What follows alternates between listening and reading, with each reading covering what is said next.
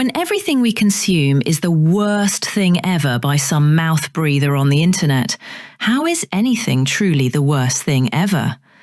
Time for the only podcast to officially create a list of the worst movies ever made. The only one. For real. Worst movies ever. Worst movies ever.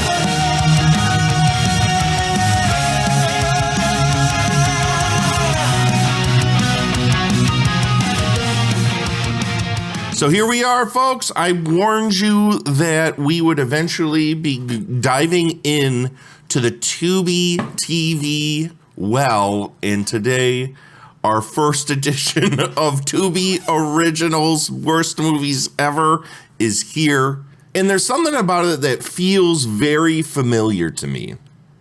And this is kind of a preamble for what we're about to talk about today, which is Don't Mess with Grandma, made in 2024 by Jason Krawczyk, the director of, you remember that little Henry Rollins film that came out a while ago called He Never Dies? Same director made Don't Mess with Grandma today.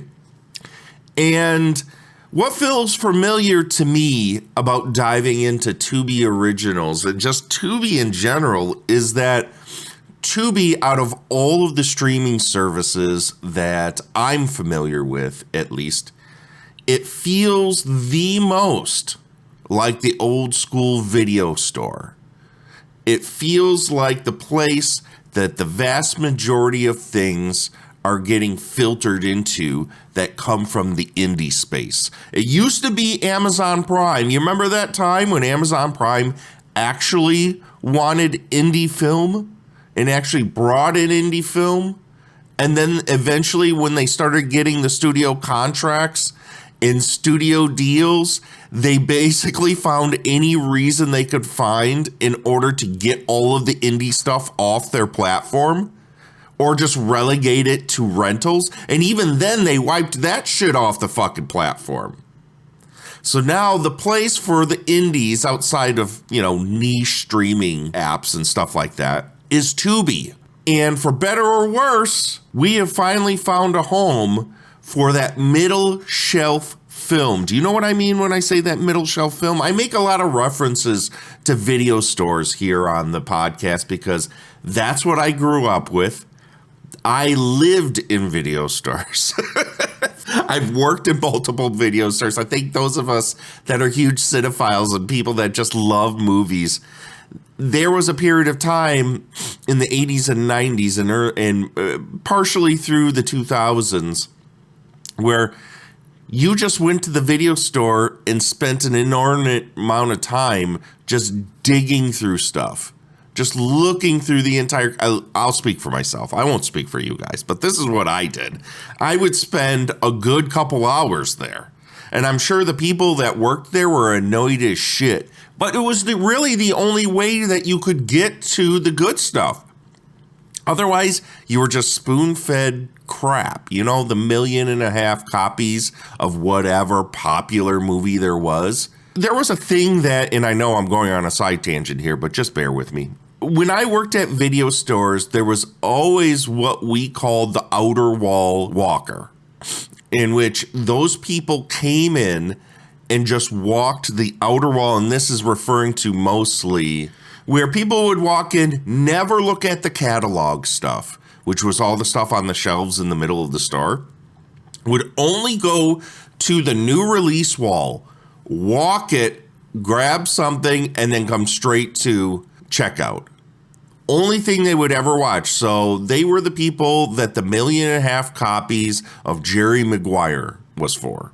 I was never that person. And if I was that person, I was the one that was looking at that middle shelf, because that's where all the indie films lived. And of anything, Tubi TV, the vast majority of what I'm finding on, especially these originals, the Tubi originals, which is what we're going to be highlighting in the coming months as we go down the rabbit hole here. Tubi Originals seems to be the place where low-budget indie film goes to stay. And I'm glad there's a place like that for these movies out there because it gives people the opportunity to put their work out there. And some of these, I mean, a lot of the films you find are just films that you've never heard of anybody that's in them. You've never even heard of the film itself. It just pops up, and half the time it looks so ridiculous you kind of just grab it and turn it on for that sake. But some of these are these movies like the one we're talking about today, where you have a few well-known stars that are doing some of the lower budget stuff. Today, we have Michael Jai White. We have Evan Stern from fucking Letterkenny. We have Billy Zane and the phoniest fucking mustache I've ever seen. But you got these stars that are not necessarily struggling to get by, but they aren't in the high profile stuff anymore. So they are jumping onto these movies that most people aren't even aware exist because they don't wind up anywhere else. So I'm glad that Tubi is doing this, to be honest, because these are the kind of movies that I gravitate towards. I don't watch a lot of the big budget stuff that comes out at the theaters, or the stuff that everyone glazes all the time. I'm a person that likes to dig through, B movies. The B movies are my home, if you aren't aware. Having listened to this podcast now for, what is this, the 16th episode, some bullshit? Should be aware. Don't Mess with Grandma is firmly in the camp of indie film. And that's what excites me the most about doing this series of podcasts about the Tubi originals, is that I don't know what I'm going to get whatsoever. It could be something a little higher end. It could be something dirt floor cheap. It could be something that's an absolute fucking mess. It could be something that, you know what? Why is this being tossed onto Tubi? Who knows, man? You never know what you're going to get. And to me, that's exciting. And I love that. So let's get straight to the movie we're going to be talking about today, Don't Mess with Grandma. And this movie's plot concerns Jasper, who is a fantasy audiobook / Ronnie James Dio loving vet played by Michael Jai White, who helps elderly people with Meals on Wheels. One day, while visiting his grandma, a group of home invaders try invading her home. Thankfully, being a vet, he just can't seem to be brought down. I've always been a huge fan of Michael Jai White, and even past, Spawn, which we don't want to get, maybe Spawn deserves its own episode of worst movies ever, but I'm a fan of, not necessarily low budget, but any sort of B-movie action film, and boy, has Michael Jai White just been on a ton of it. You go to Tubi and just look up Michael Jai White. He is everywhere. He has made so many movies that I bet you didn't even know fucking existed. So when I was flipping through the originals to pick something, and you know how I am, longtime listeners of the podcast, where if a title grabs me or a cover grabs me, that's what I'm going to go towards. And Don't Mess with Grandma with fucking Michael Jai White on the cover, looking like he's about ready to kick someone's ass, got me. Yes, I'm bringing you home. So today, the verdict of this movie, which, man, I've been burned so many times by saying that exact thing. Yes, Michael Jai White, I'll take that with me. The verdict of this thing is, yes, this is very much the kind of middle shelf indie movie that finds its home on Tubi. It's 100% everything the preamble set it up to be. It's not great, as it feels a little unrefined, which is a little shocking because I thought Jason Krawcheck's first movie, or the movie he had done previous to this, He Never Dies, was a really tight, really nicely put together indie flick with a great script. This felt like it was rushed, and it didn't feel like it was necessarily, put through the paces. And having read a little bit about what happened budgetarily with this movie, it kind of makes sense. Like, a lot of stuff kind of had to be truncated into a very short amount of time to make this movie. And it kind of shows. So it's a little unrefined in a lot of ways, but it's not bad or even remotely a regretful watch. So this obviously is not going on the list of the worst movies ever. Whether or not I would wholeheartedly recommend this, that's another story altogether. But you know how we do here. Let's get to the goods, the bads, and the what the fucks. What is good? Of course, I'm going to list Michael Jai White as my first in main fucking good on this list. Even when this movie doesn't necessarily give him the best stuff to work with, and we'll get to what I think of the script and the bads. I hate to set that up like that, but that it's true. Michael Jai White is charming.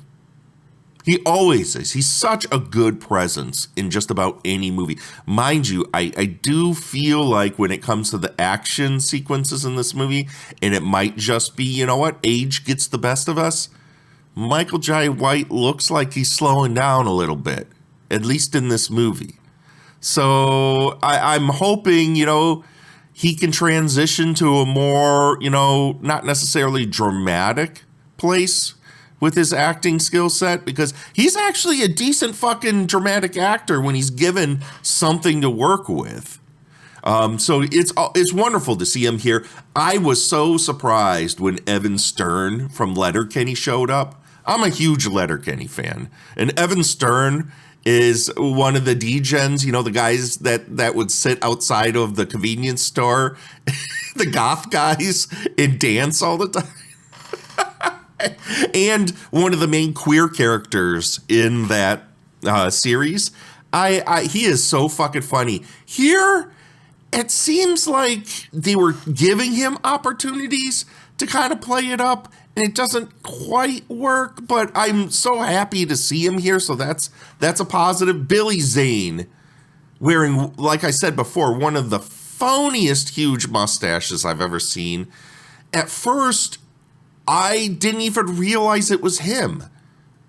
You couldn't even tell it was him. They got him in some cap and this fake mustache. He's fun in this for what he is. So I was really happy to see these guys that you don't necessarily see in a lot of stuff. That was awesome. Also, another good is the music of this movie. Outside of, obviously, if you weren't aware, the original title of this was Sunset Superman, and that's a Ronnie James Dio track. There's a few instances where Ronnie James Dio's music is in this movie, and it's totally welcome, because fuck, is he the most underrated fucking heavy metal singer of all time. I'm going to put that out there. I want to hear anyone dispute that fact, because you're just fucking wrong. But other than that, there's a lot of kind of great soul music in this, which outside of heavy metal music, one of my favorite genres of music is soul.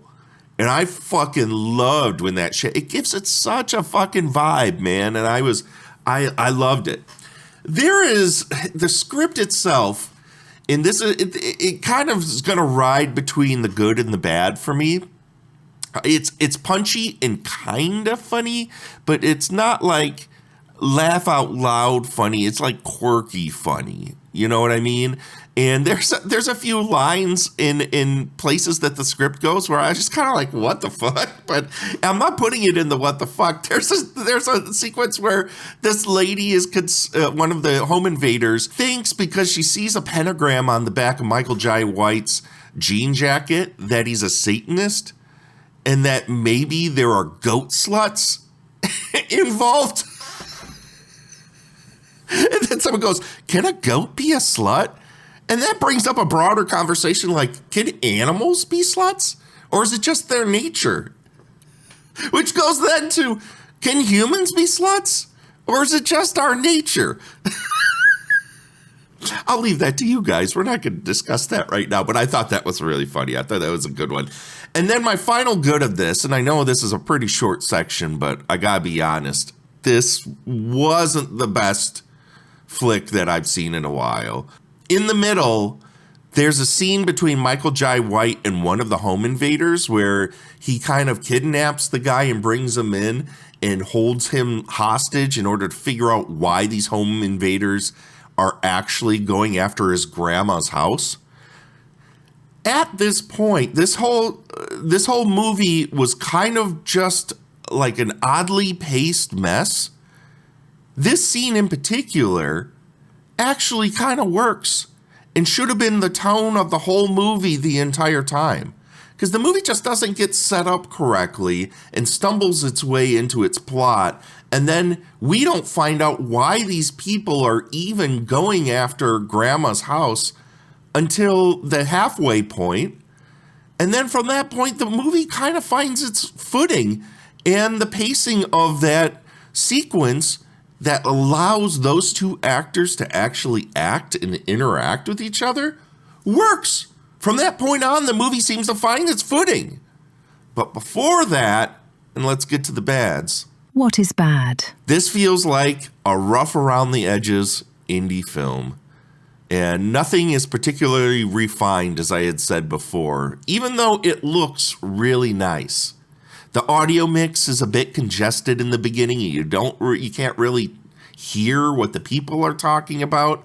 The music is a little too high. The editing, and I don't know what, I'm not going to point the finger right at the editor, but the first half of this movie kind of feels just like a mess. It doesn't seem to have a flow to it, which is what I think set me off from once it reaches the middle portion of this film to the end of the film. I actually started liking the film more at that point. Once there's that kidnapping scene where Michael Jai White and one of the kidnappers kind of almost become friends, when we find out the lore, from that point on, the movie works. But before that point, man, it kind of just meanders and stumbles its way into existence. And it's disappointing because I feel like if that beginning had nailed the landing a little more like the ending portion of this film, this would have been a wholehearted thumbs up from me.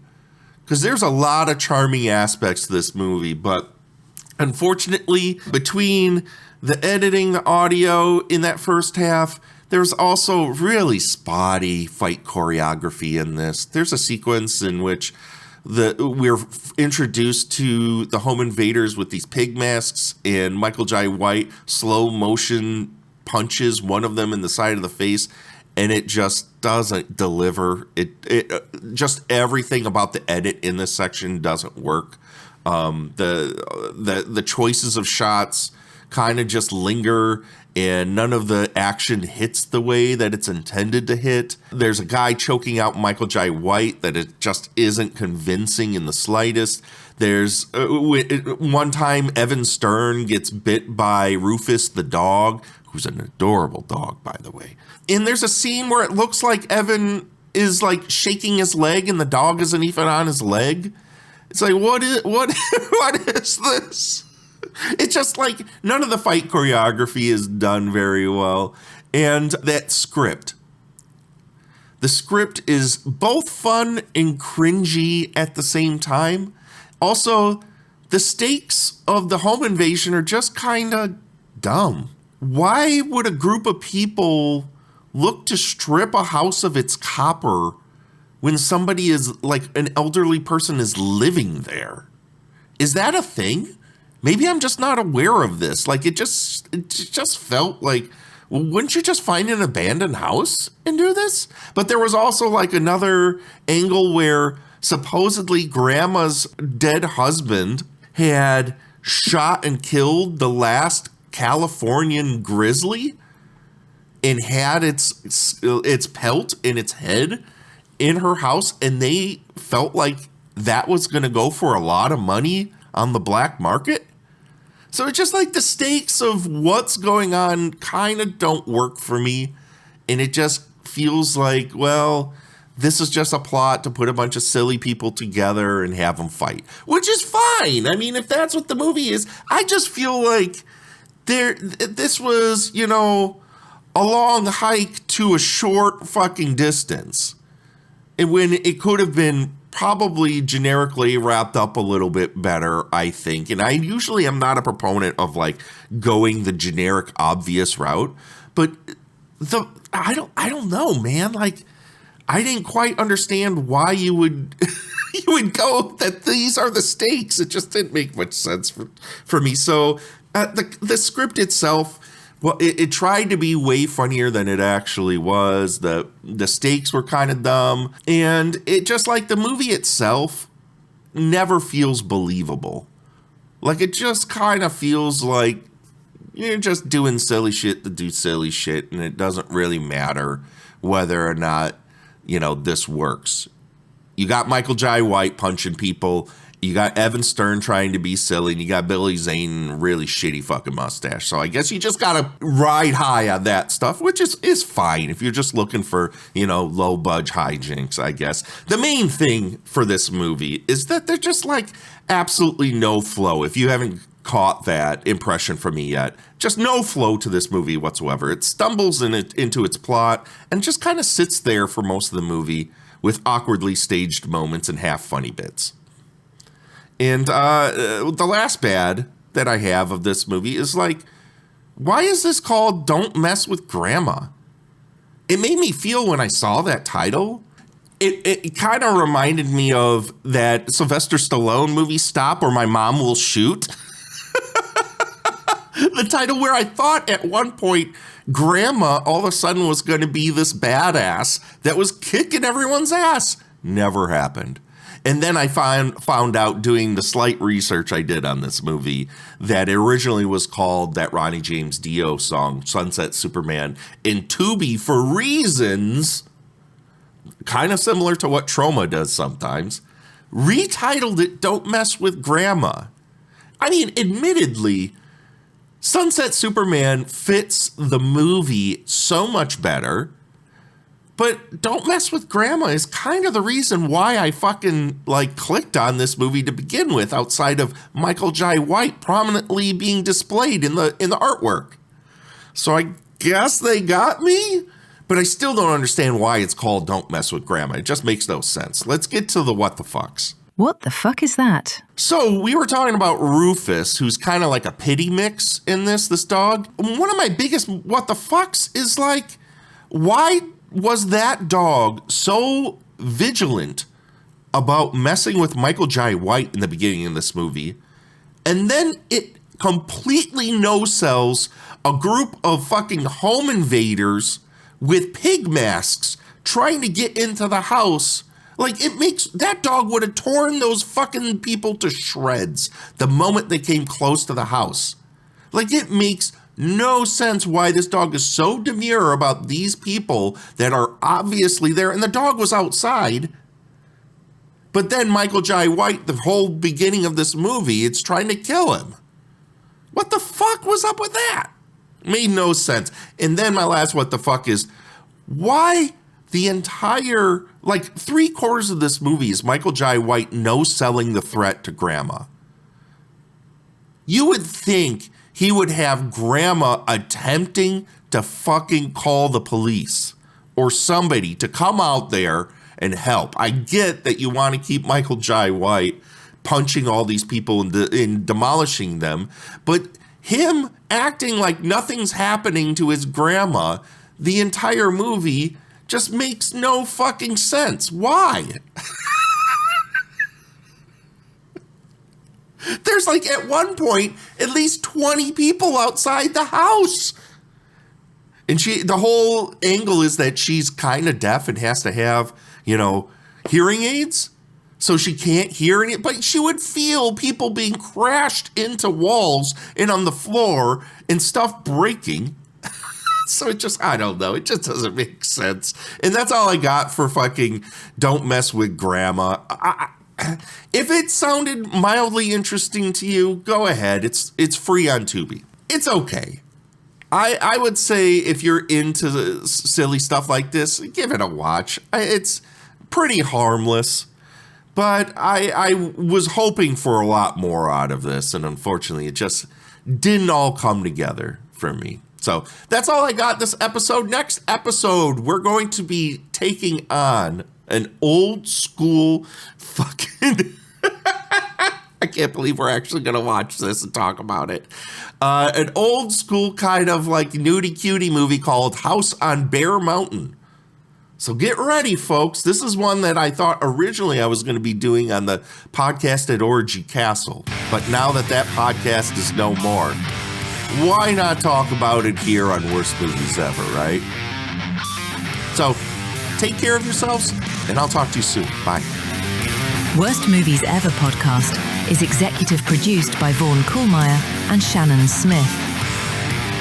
For more Worst Movies Ever, and to make the Doctor watch your worst movies ever, subscribe to the Worst Movies Ever Patreon at patreon.com/Worst Movies Ever.